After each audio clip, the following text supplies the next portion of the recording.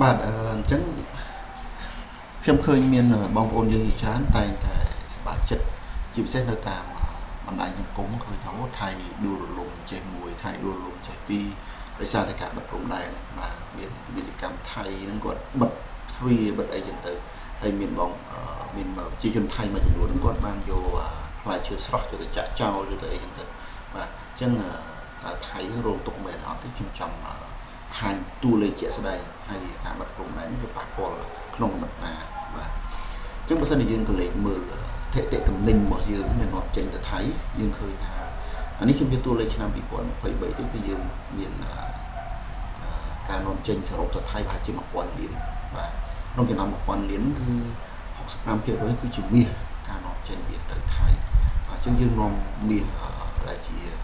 រ៉ែមាសយកទៅដើម្បីចម្រាញ់ដើម្បីកែច្នៃទៅថៃចំនួន600លានជាងបាទអញ្ចឹងទំនិញរ៉ែមាសនេះបើសិនជាបិទព្រំដែនមានន័យថាយើងត្រូវនាំមាសទៅកន្លែងផ្សេងសួរថាតើប៉ះពាល់អត់ជាបើតាមខ្ញុំយល់ខ្ញុំគិតថាវាមិនប៉ះពាល់ទេព្រោះអីមាសវាជាប្រភេទទំនិញដែលមិនចេះខូចយើងចង់នាំទៅណាក៏វាមិនអីដែរវាអាចប៉ះពាល់រឿងចរន្តឬក៏លំហូរក្នុងការនាំចេញវាទៅពីអ្នកនេះទៅអ្នកនោះវាដូរទីតាំងដូរទីផ្សារអញ្ចឹងទៅបាទអញ្ចឹងមានចំនួន26%ទៀតជាដុល្លារមីតំណាំមានសាច់សត្វនិងអាហារផ្សេងៗនេះចំនួន3%បើសិនជាយើងបូកអាពីរនេះចូលគ្នាគឺវា29%អញ្ចឹងអានេះខ្ញុំគិតថាបិទប្រមាណអាចប៉ះពាល់ដោយសារអីដុល្លារមីឬក៏សាច់សត្វផ្សេងៗហ្នឹងវាខូចខាតបាទអញ្ចឹងកសិករយើងត្រូវលក់ទៅណាទៅបដូរទៅវៀតណាមឬក៏បដូរទៅអន្តរជាតិទីផ្សារអន្តរជាតិយើងប្រហែលជាមិនទាន់មានសមត្ថភាពពង្រីកហើយយកអាទាំងអស់ហ្នឹងទៅប្រើនៅឡើយទេអញ្ចឹងកន្លែងនេះគឺយើងអាចនិយាយថាវាប៉ះពាល់ដល់កសិកររបស់យើងផងដូចជាដុល្លារមីដុល្លារអីហ្នឹងគឺច្បាស់ជាទៅពវល់ទៅវៀតណាមហើយយើងដឹងថាទីផ្សារអត់មានការប្រកួតប្រជែងវាអាចរងផលប៉ះពាល់អញ្ចឹង29%កំតិចកំទីតែវត្ថុធាតុដើមរោងចក្រនេះដូចតំណែងជប៉ុនអីចឹងណាយើងបានពីព័ត៌មានតកតងទៅនឹងការផ្សារភ្ជាប់គ្នារវាងរោងចក្រនៅជប៉ុននៅថៃហើយរោងចក្រជប៉ុននៅខ្មែរអញ្ចឹងកន្លែងនេះក៏ប៉ះពាល់ដែរបាទអញ្ចឹងដែលយើងមើលទៅតួលេខ2ដែលប៉ះពាល់សំខាន់បំផុតហ្នឹងគឺសាច់សត្វនិងដុល្លារមីតំណាំផ្សេងហ្នឹងគឺសរុប29%ដែលសរុបជាទឹកប្រាក់ទៅប្រហែលជា270លានបាទ200សំទោស280លានបាទអញ្ចឹងកន្លែងនេះគឺអ្វីដែលកម្ពុជារងប៉ះពាល់ក្នុងឆ្នាំគឺប្រហែលជាស្ទង់280លាន80លានយើងអាចនិយាយថា300លានចុះនៅឆ្នាំ2024-25ណាបាទចុះថៃវិញថៃតំណែងនាំចូលមកកម្ពុជាធំជាងគេគឺប្រេងឥន្ធនៈដែលដូចឆ្នាំ2023គឺមាន62%ឬក៏1700លានជាងអញ្ចឹងកន្លែងនេះយើងអាចនិយាយបានថាផលិតផលដែលថៃមិនអាចនាំចូលមកកម្ពុជាបានធំជាងគេគឺប្រេងឥន្ធនៈអញ្ចឹងប្រេងឥន្ធនៈវាក៏មិនប៉ះពាល់អីដែរសម្រាប់ថៃព្រោះអីប្រេងឥន្ធនៈថៃអាចបន្ថយការផលិតទៅបើសិនជាលក់មិនដាច់ហើយបើសិនជានេះអាចលក់ទៅប្រទេសផ្សេងបាទមិនលក់ឲ្យកម្ពុជាលក់ទៅប្រទេសផ្សេងឬក៏បន្ថយការផលិតប៉ុន្តែវាក៏មិនខូចដែរប៉ុន្តែអញ្ចឹងអានេះវាប៉ះពាល់នឹងចរន្តអាចកាត់បន្ថយបុគ្គលិកនៅរោងចក្រចំណាញ់ប្រេងកាតអីចឹងទៅណាបាទអញ្ចឹងអានេះគឺផលប៉ះពាល់របស់ថៃហើយមួយទៀតគឺតំណែងកសិកម្មដែលយើងឃើញមានចំណីអាហារអីផ្សេងហ្នឹងមានដល់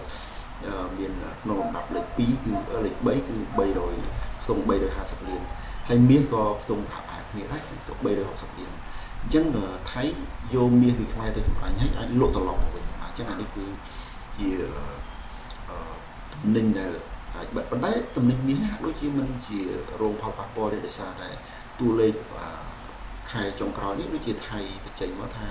នៅពេលដែលបិទព្រំដែនបែរជាមាសនាំមកកម្ពុជាកើនឡើងទៅវិញព្រោះបិទតែព្រំដែនផ្លូវគោកផ្លូវទឹកអត់មានបញ្ហាទេឬក៏យន្តហោះមាសគេអាចដឹកមកតាមផ្សេងអញ្ចឹងមានន័យថាវាអត់ប៉ះពាល់ទេតំណែងមាសមួយនេះបាទហើយតែប៉ះពាល់ពិតប្រាកដគឺពួកចំណីអាហារពួកស្ករពួកអីពួកចំណីអាហារដែលផលិតផលកសិកម្មដែលមានចំនួន350លានបាទហើយគ្រឿងបន្លាស់ផ្សេងឬគ្រឿងម៉ាស៊ីនអេឡិចត្រូនិកសារធាតុគីមីអីផ្សេងផលិតផលជ័រកៅស៊ូអីផ្សេងនេះក៏ប្រហែលជាមិនប៉ះពាល់ទេប៉ុន្តែប៉ះពាល់ទៅគឺរោងចក្របាទវត្ថុធាតុដើមរោងចក្រដែលស្ទះណាអញ្ចឹងជាផលប៉ះពាល់ពិតប្រាកដដែលតកតងទៅនឹងច្រកចេញចូលក្នុងការនាំចេញនាំចូលតែម្ដងគឺពួកកសិកម្ម ខ្ទង់12%ឬក៏350លានចឹងបើយើងបកត្រឡប់ទៅបាញ់នោះយើងនិយាយថាកម្ពុជាគឺប៉ះពាល់កសិកម្មនោះប្រហែលជា280លាន